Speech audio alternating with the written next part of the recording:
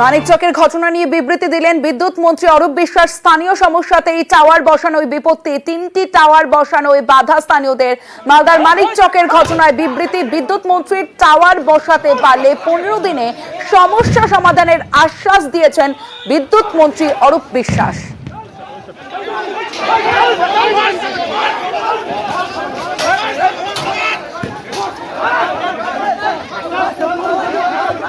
মানিকচকে ধুন্ধুমারে তরজা, এই ঘটনা কাম্য নয়, তবে পুলিশ কেন গুলি চালালো তার কারণ জানা উচিত, তদন্ত হওয়া উচিত মন্তব্য করেছেন মন্ত্রী সাবিনা ইয়াসমিন। রাজ্য একের পর এক ঘটনাতে বোঝা যাচ্ছে যে রাজ্য প্রশাসনের উপর, পুলিশের উপর মানুষের ভরসা বিশ্বাস আর নেই। কটাক্ষ বিজেপি রাজ্য সভাপতি সুকান্ত মজুমদারের। এরকম ঘটনা ঘটা উচিত ছিল না। এটা ঠিকই যে প্রচন্ড গরম চলছে, তার মধ্যে ঘন ঘন যদি বিদ্যুৎ বিভ্রাট হয়, সাধারণ মানুষের কষ্ট হয়। সেই কষ্টের জন্য আইন যদি নিজের হাতে তুলে নেয়, তাহলে কিন্তু আইন ব্যবস্থা বলে আর কিছু থাকবে না। পুলিশ যে গুলি চালিয়েছে, আমি অন্ততপক্ষে ব্যক্তিগতভাবে এই গুলি চালানোটাকে সাপোর্ট করি না, তবে কোন পরিপ্রেক্ষিতে পুলিশ গুলি চালাতে বাধ্য হয়েছে সেটাও একটা ভাবার বিষয় আছে এবং সেটা তদন্ত হওয়া উচিত। একের পর এক যেভাবে পুলিশের উপর হামলা, পুলিশের উপস্থিতিতে আইন নিজের হাতে তুলে নেওয়ার ঘটনা ঘটছে, এই ঘটনাগুলো আমাদের চোখে আঙুল দিয়ে বুঝিয়ে দিচ্ছে রাজ্য প্রশাসনের উপরে, পুলিশ প্রশাসনের উপরে বাংলার সাধারণ মানুষের বিশ্বাস আর নেই।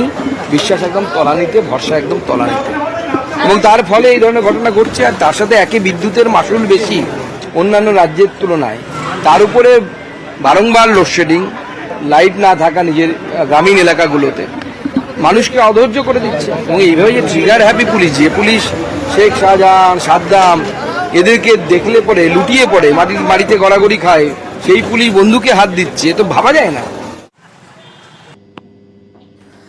মানিকচক হাসপাতালে যান মন্ত্রী সাবিনা ইয়াসমিন। আহতদের দেখতে হাসপাতালে যান সাবিনা ইয়াসমিন। সেখানে গিয়ে আহতদের সঙ্গে কথা বলেন সাবিনা ইয়াসমিন, চিকিৎসকদের সঙ্গে কথা বলেন সাবিনা ইয়াসমিন।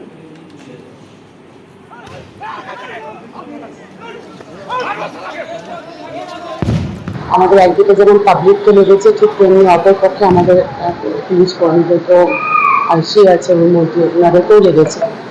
ফলে আমাদের কাছে দুটোই খুব বাজে ঘটনা, আমাদের অ্যাডমিনিস্ট্রেশনও আমাদের কাছে, পাবলিকও আমাদের কাছে। তবে প্রপার ইনভেস্টিগেশন হোক, তারপরে আমরা বলতে পারবো যে কি হয়েছে। ঘটনাটা খুব খারাপই হয়েছে। মারপিট হচ্ছিল পুলিশওয়ালার দিকে, রাত ছিল দাঁড়িয়েছিলাম আর গুলি মেরে দিল পুলিশ। পায়ে লেগেছে আর হাতে। আমি বাড়ি যাচ্ছিলাম, মেয়েগঞ্জ থেকে আসলে দিদি বাড়ি থেকে বাড়ি যাচ্ছিলাম, এখানে একটু দাঁড়ালাম, তো 1 সেকেন্ড হয়নি আর গুলি লেগে গেল, বেরিয়েছে আর গুলি লেগেছে।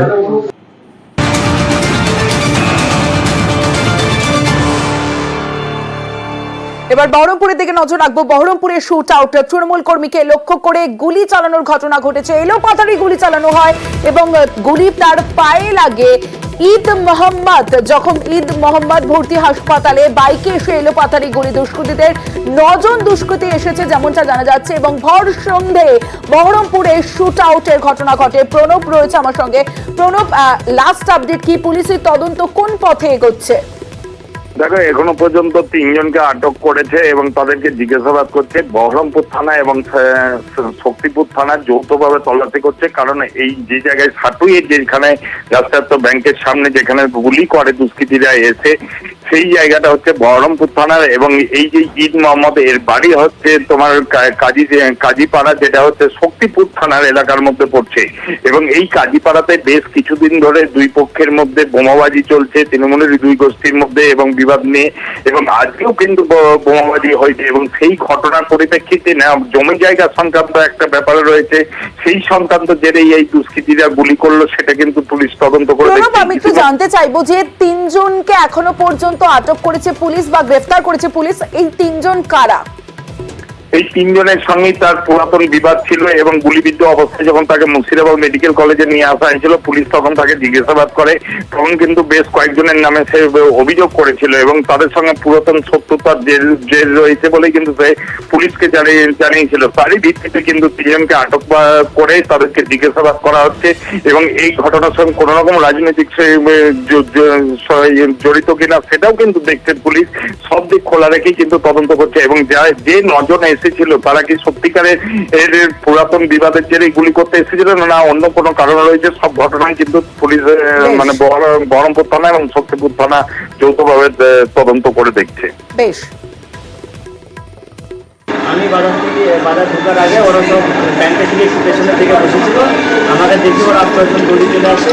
আমি ওদেরকে দেখি, আমি গাড়িটাকে স্ট্যান্ড করে দৌড়তে শুরু করি। আমাদের পেছন থেকে ওরা গুলি করতে করতে ওরা চলে আসে। আমি দৌড়তে একটু পালে আসি, সামনে থেকে একজন গুলি করে তখন আমার এসে জানে।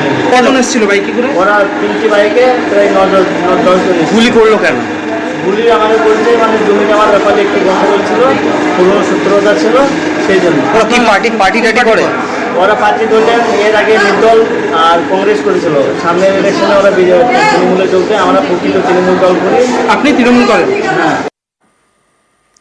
অবশেষে পুলিশের জালে সাদ্দাম সর্দার 3 দিন ধরে ভেরির আলাঘরে গা ঢাকা দিয়েছিল, কিন্তু তাতে শেষ রক্ষা হলো না। বুধবার রাতে পুলিশের জালে কুলতলির সাদ্দাম সর্দার। ফোনে টাওয়ার লোকেশন ট্র্যাক করেই বাজিমাত পুলিশের।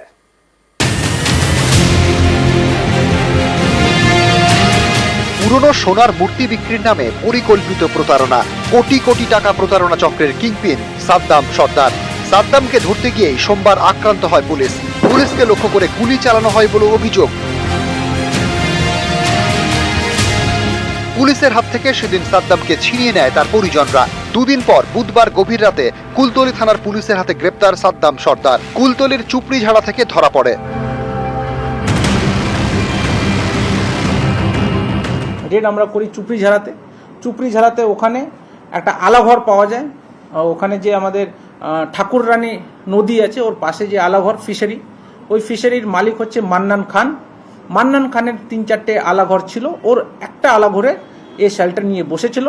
এ আর মান্নান দুজনকেই অ্যারেস্ট করি। এই যে আমরা ফাঁকা এলাকায় রয়েছি, ডান দিকে রয়েছে ঠাকুরার নদী এবং বাঁ দিকে রয়েছে বড় বড় ফিশারি। এই ফিশারির মধ্যেই যে আলাঘর, এই আলাঘর থেকেই তাকে গ্রেপ্তার করে কুলতলি থানার পুলিশ। সোমবার সকালে জালাবেড়িয়া 2 গ্রাম পঞ্চায়েতের পয়তারহাটে সাদ্দামের বাড়িতে হানা দিয়েছিল পুলিশ, কিন্তু সাদ্দামকে ধরতে পারেনি। জানা গেছে পুলিশের হাত থেকে পালিয়ে সাদ্দাম লুকিয়ে পড়ে উচ্ছে খেতে। সেখানে বেশ কিছুক্ষণ লুকিয়ে থাকে। সন্ধে নামতেই আরেক জায়গায় পালায়।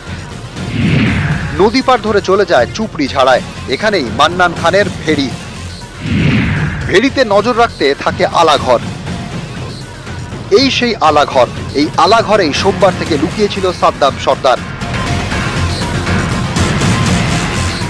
এই যে আলাঘর, সেই আলাঘরে থাকার জন্য সাদ্দামের সমস্ত রকম ব্যবস্থা করে দিয়েছিল। এখানে যেটা দেখা যাচ্ছে যে একটি মানুষ থাকতে গেলে তার যে যে করণীয় যে যে জিনিস লাগবে সেগুলো রয়েছে, যেমন খাবার জিনিস থেকে শুরু করে নেশার জিনিস, এবং তার সঙ্গে মশার উপদ্রব থেকে বাঁচতে মশার মারা ধূপ, রাত্রে যাতায়াতের জন্য টর্চ লাইট, তার সঙ্গে পেস্ট, বৃষ্টি হলে ছাতা এবং তার সঙ্গে গামছা, এবং তা রাত্রে লাইটের জন্য সোলার লাইটের ব্যবস্থা। তার সঙ্গে একাধিক জামা কাপড়ও সেখানে রয়েছে। জানা গেছে মোবাইল ফোনের টাওয়ার লোকেশন ট্র্যাক করে সাদ্দামের হদিশ পায় পুলিশ। তারপর বুধবার রাতে অভিযান, জালে সাদ্দাম।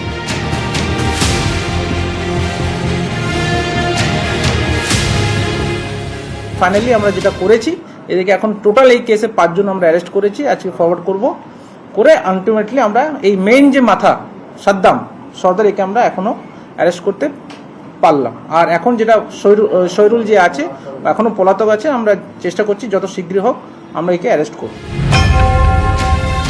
নিউজ 18 বাংলা। বাবা সিপিআইএম এর প্রাক্তন পঞ্চায়েত সদস্য, নিজে সিপিআইএম নেতা, সেই মান্নান খানের ভেড়ির